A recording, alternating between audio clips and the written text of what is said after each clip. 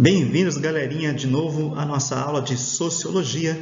Continuamos com o tema globalização e na aula de hoje, então, vou propor para vocês aí o tema globalização ameaçada. Vamos falar um pouquinho agora do nosso tempo presente.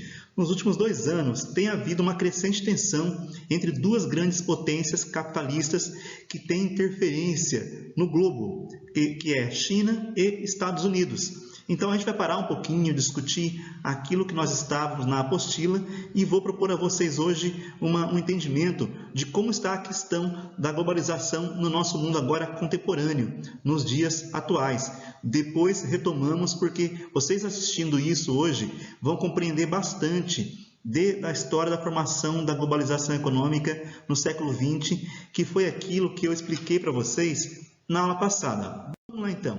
Nas aulas passadas sobre globalização, eu apresentei para vocês algumas características da globalização econômica. A primeira característica é a integração entre as economias, a integração política, econômica, cultural e a interdependência que existe entre as economias mundiais. Falei para vocês que aquilo que acontece em um bloco econômico afeta os outros países. Aquela questão econômica que afeta um país rico acaba afetando todo mundo. Isso, então, seria a interdependência. Também falei para vocês que uma das características da globalização seria a criação do livre comércio. Ou seja, para que houvesse integração e interdependência, era necessário, então, que os produtos pudessem circular livremente pelo mundo. Não só produtos, como também dinheiro. Daí, na outra aula, comentei com vocês um pouquinho sobre a história da globalização. Há um geógrafo brasileiro que defende a ideia de que a globalização começou no século XVI, e há outro geógrafo brasileiro, sociólogo, Otávio Ianni, que diz que a globalização começou de fato após a Segunda Guerra Mundial, porque após a Segunda Guerra Mundial é que vão se reforçar aquelas características de integração e interdependência, que é marca da globalização econômica. E por que foi a partir da Segunda Guerra Mundial, segundo Otávio Ianni? Na aula passada, falei com vocês sobre o Congresso, a Conferência de Bretton Woods, que estabeleceu como ficaria o mundo após a Segunda Guerra Mundial. E um dos acontecimentos desse Bretton Woods, dessa conferência que houve em Bretton Woods, foi que as nações do mundo abandonaram o padrão ouro. Vamos relembrar, o padrão ouro significava que era o ouro que media as relações internacionais. E passaram então a adotar o padrão dólar. A partir da Segunda Guerra Mundial, o dólar foi adotado como moeda internacional. Então, isso aí significou, foi importantíssimo para os Estados Unidos, porque da Segunda Guerra Mundial em diante, então, os americanos ascenderam como grande potência mundial. Mas nas últimas décadas, a China... Vamos para a aula de hoje, então? Mas nas últimas décadas, a China tem ascendido, tem crescido muito no cenário mundial. O fato da China, uma população de 1 bilhão e 300 milhões de habitantes, ter crescido foi positivo, porque a China passou a consumir bastante do mundo e também teve um impacto negativo, porque a China passou a ser concorrente dos Estados Unidos. Então, é claro que isso vai gerar um conflito. Então, a aula de hoje, nós vamos ver então a ascensão da China, o conflito China e Estados Unidos, e vamos pensar se esse conflito China e Estados Unidos pode causar alguma ameaça à globalização. Vocês verão a seguir 2 vídeos, correto? E sobre esses 2 vídeos, eu vou querer que vocês produzam um mapa mental sobre ele. Um mapa mental sobre o vídeo 1 e um mapa mental sobre o vídeo 2. Nesses 2 vídeos, então, vocês vão tentar entender aí como se deu a ascensão chinesa, quais os seus impactos, quais as suas consequências, e depois também vão esclarecer no outro mapa mental, do segundo vídeo, como está o conflito China e Estados Unidos. Ok, galera? Fiquem então com os vídeos e vamos entender como está o cenário mundial neste momento. Muito obrigado, até a próxima. Nas últimas décadas, a China se tornou a queridinha da economia mundial, mas parece que o gigante asiático começou a perder fôlego no último ano. Meu nome é Camila Costa, sou repórter da BBC News Brasil aqui em Londres e hoje eu vou explicar por que a China começou a crescer em ritmo mais lento e como é que isso afeta o Brasil. Para você ter ideia, em 2017 a China foi sozinha o destino de 22% de todas as exportações do Brasil. Isso quer dizer que nós vendemos a eles o equivalente a 48 bilhões de dólares, principalmente em soja, minério de ferro, petróleo bruto e açúcar. Por isso, muitos mercados de produtos brasileiros dependem da China para dar um suspiro de alívio em meio à crise, como o de açúcar, por exemplo. Os produtores de açúcar comemoraram o fato de que em 2018 os chineses compraram 132% mais do que em 2017. Parece muito, né? Mas esse valor, na verdade, foi 95% menor do que a média anual de açúcar que o Brasil vendeu para a China entre 2011 e 2016. É justamente essa diminuição no consumo chinês que preocupa o mundo inteiro. Mas vamos rebobinar a fita. Atualmente, a economia da China é 42 vezes maior do que era em 1980. O país aproveitou a gigantesca oferta de mão de obra barata para se tornar o maior fabricante e exportador de mercadorias em todo o planeta, e hoje responde por 1/5 do comércio mundial. Mas esse crescimento acelerado está começando a diminuir. Segundo os números do próprio governo chinês, o país cresceu 6,6% em 2018. Mas analistas independentes dizem que foi bem menos, 5% se muito. Seja qual for o crescimento exato, o fato é que 2018 foi o ano mais fraco para a China desde 1990. Mas por quê? Bom, em primeiro lugar, com o crescimento da economia chinesa, o salário dos trabalhadores também aumentou. Ou seja, você lembra daquela gigantesca oferta de mão de obra barata? Pois é, agora é mais fácil encontrar isso no Vietnã, nas Filipinas e em Bangladesh. São eles que agora estão crescendo vertiginosamente. Para equilibrar a dependência de exportações, a China também agora se concentra no mercado interno. Em outras palavras, essa desaceleração também é proposital. Outra razão que explica o crescimento menor é o nível de endividamento. A dívida total de empresas e de indivíduos na China corresponde a quase 3 vezes o PIB do país, ou 40 trilhões de dólares. Medidas impostas pelo governo para frear os empréstimos afetaram, claro, os gastos e os investimentos do país. E tudo isso acendeu vários alertas vermelhos sobre a saúde da economia chinesa. Agora, como é que esse crescimento a passos mais lentos se reflete no dia a dia da China? Vamos começar pela indústria. Esse setor crucial na economia se contraiu pela primeira vez em 2 anos em dezembro de 2018. E não podemos esquecer, claro, do principal interesse do Brasil, matérias-primas. Por causa do seu tamanho, a China dita o preço internacional de muitas commodities, como, por exemplo, o minério de ferro e a soja, que são 2 dos nossos principais produtos de exportação.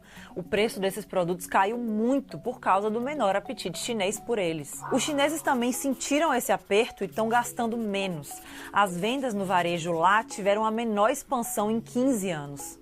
Até vendas de carros caíram pela primeira vez em 2 décadas. É preciso analisar esses números com cautela, claro, mas já tem investidores preocupados. A Bolsa de Xangai perdeu 1/4 do seu valor em 2018. E agora, além de tudo isso, os Estados Unidos começaram no ano passado uma guerra comercial com a China. Por enquanto, o impacto disso tem sido limitado, mas uma escalada de tensão poderia pôr em risco não só o crescimento da China, como todo o comércio mundial. Aliás, esse é um ponto crucial. A desaceleração da economia chinesa gera impacto no mundo todo, inclusive no Brasil. Novamente, a China é a nossa principal parceira comercial desde 2009. Mas o que a gente pode esperar no futuro? Bom, o crescimento chinês provavelmente não vai mais ser como das últimas décadas. Em 2030, economistas dizem que o país vai crescer 1/3 do que cresce hoje. Apesar disso, a expectativa ainda é de que a China passe os Estados Unidos e se transforme na maior economia do mundo. Eu espero que esse vídeo tenha sido útil para vocês. Se você gostou, se inscreva aqui no nosso canal, assista os próximos vídeos. A gente se vê logo mais. Desde o ano passado, China e Estados Unidos travam uma complexa guerra comercial sem data para acabar. Tudo começou quando o presidente americano impôs tarifas sobre a importação de aço e alumínio chinês em março de 2018. A China retaliou com tarifas sobre produtos americanos, principalmente alimentos. Desde então, milhares de itens comercializados pelos dois países, de cereais e combustíveis a motos e carros, passaram a pagar mais impostos dos dois lados. E mais recentemente, o presidente Donald Trump decidiu barrar empresas americanas de comercializarem com a Huawei, que é a maior empresa chinesa de tecnologia de celulares, competidora direta da Apple e da Samsung. Para cumprir com a ordem do governo Trump, o Google baniu suporte técnico, serviços e aplicativos nos novos aparelhos da Huawei. Empresas americanas que operam na China já aguardam a retaliação. Bom, como essa disputa envolve as duas maiores economias do mundo, os efeitos recaem sobre todos os países e podem atingir em cheio o Brasil também. Mas o impacto não é só negativo não. Tem país lucrando com isso no curto prazo e o nosso é um deles. Eu sou Natália Passarinho, repórter da BBC News Brasil aqui em Londres, e hoje eu vou detalhar duas oportunidades e dois riscos que a guerra comercial traz para o Brasil. No final do vídeo eu vou falar sobre como o nosso país se posiciona nessa queda de braço entre as duas potências mundiais. Primeira oportunidade: exportação de alimentos para a China. Produtos agrícolas americanos foram os mais afetados pela alta nas tarifas impostas pelo governo chinês, principalmente soja, amêndoas, maçãs, laranjas e carnes. Para substituir essas commodities que ficaram mais caras, o gigante asiático teve que procurar outros fornecedores. O Brasil, como o terceiro maior exportador agrícola do mundo, atrás só dos Estados Unidos e da União Europeia, é um substituto natural. E pelo visto, os agricultores brasileiros souberam aproveitar bem essa oportunidade. Uma pesquisa da Confederação Nacional da Indústria mostra que em 2018, primeiro ano da guerra comercial, as exportações brasileiras para a China cresceram 35% na comparação com 2017, gerando uma balança comercial positiva para o Brasil em 30 bilhões de dólares. Vamos ver um exemplo. A soja é o principal produto vendido pelo Brasil para a China. Responde por 37% da nossa exportação para lá. No ano passado, a gente vendeu 7 bilhões a mais em soja para os chineses, um crescimento de 34%. Agora, outros setores também aumentaram as vendas, principalmente de carne bovina, algodão e carne suína. Olha o que o gerente de negócios internacionais da CNI diz sobre isso. No curto prazo, o que a gente vê é um aproveitamento das oportunidades pelo Brasil de exportação, mas sobretudo no mercado chinês, para produtos do agronegócio. Segunda oportunidade: venda de produtos industrializados. O Brasil tem diminuído nos últimos anos a exportação de itens manufaturados, ou seja, que tem alguma tecnologia envolvida, como automóveis, aviões, autopeças e máquinas e equipamentos. No ano passado, itens industrializados responderam só por 36% das nossas exportações. A maior parte vai para a Argentina. Segundo especialistas com quem eu conversei, a guerra comercial entre China e Estados Unidos pode representar uma oportunidade para a gente aumentar a venda desses produtos. Como? Alguns dos bens chineses sobretaxados pelos Estados Unidos também são produzidos no Brasil, como combustível refinado, autopeças e máquinas usadas na indústria. Esses setores podem tentar aproveitar o vácuo deixado pelos produtos chineses, que ficaram mais caros por causa das tarifas americanas. Olha, já houve um aumento das exportações brasileiras para os Estados Unidos de 1,2 bilhão em 2018, na comparação com 2017, mais focado no setor de combustíveis brutos. Ou seja, pelo visto, a indústria brasileira ainda não conseguiu aproveitar esse nicho. Agora tem outra questão que é importante lembrar. Segundo especialistas, a guerra comercial é uma faca de dois gumes para os nossos manufaturados. Pode ser que a China tente empurrar para o Brasil os produtos que não conseguiu vender para os Estados Unidos. Se fizer isso, a indústria brasileira pode sofrer com a competição no mercado interno provocado pela inundação de produtos chineses. Agora vamos aos riscos mais diretos que a guerra comercial traz. O primeiro é o risco de perda de investimentos. Um dos principais aspectos negativos da disputa comercial é a imprevisibilidade. Cara, eu nunca consigo falar essa palavra. Um dos aspectos negativos da disputa comercial é a imprevisibilidade. Se por um lado a indústria brasileira pode lucrar se investir na venda para a China e Estados Unidos, essa aposta não deixa de ser arriscada. Bom, arriscada como? Eu vou dar um exemplo. De olho na oportunidade de vender mais para os americanos, uma empresa de autopeças brasileira pode aumentar a produção, contratar mais funcionários e direcionar parte do orçamento para organizar essa exportação para os Estados Unidos. Se a disputa comercial com a China continuar, esse investimento pode valer a pena. Mas e se o presidente Donald Trump e o presidente Xi Jinping trocarem apertos de mão e decidirem suspender as tarifas? Bom, todo esse investimento vai pro ralo. Segundo risco, desaquecimento da economia mundial. A consequência mais temida da disputa entre Estados Unidos e China, sem dúvida nenhuma, é uma recessão econômica a nível global. Ou seja, uma redução do consumo e da produção na China e nos Estados Unidos, ao ponto de escalar para uma diminuição do comércio no mundo todo. Se os países comprarem e consumirem menos, vão crescer menos também. Vale lembrar que a China é o principal parceiro comercial do Brasil e os Estados Unidos o segundo. Se o Brasil exportar menos para esses dois países, vai crescer menos. A principal preocupação para o Brasil são as consequências de um mundo que está crescendo menos, dado um acirramento de disputa e guerra comercial entre as duas maiores potências econômicas do mundo, né? E o FMI já alertou pelo fato que o crescimento econômico global sofre com essa escalada de tarifas, né? E se nós tivermos um acirramento dessa disputa comercial, e começa a impactar o crescimento econômico global, evidentemente o Brasil sofre, né? Até porque o Brasil está num período de uma recuperação econômica tênue, que está demorando mais do que as pessoas imaginaram, com um ajuste fiscal a ser feito. Por fim, vamos falar de como o Brasil deve se posicionar nesse xadrez. Como eu disse, o comércio tanto com os Estados Unidos quanto com a China é crucial para o Brasil. Embora o presidente Jair Bolsonaro esteja se aproximando fortemente do governo Trump e tenha no passado acusado a China de estar comprando o Brasil, nos últimos meses o governo brasileiro parece querer manter as boas relações com ambos os países. Exemplo disso foi a viagem do vice-presidente Hamilton Mourão à China para tentar atrair investimentos chineses. E Bolsonaro já anunciou que pretende fazer ele próprio uma visita a Pequim no segundo semestre. Por enquanto, China e Estados Unidos não instaram nosso país a tomar partido.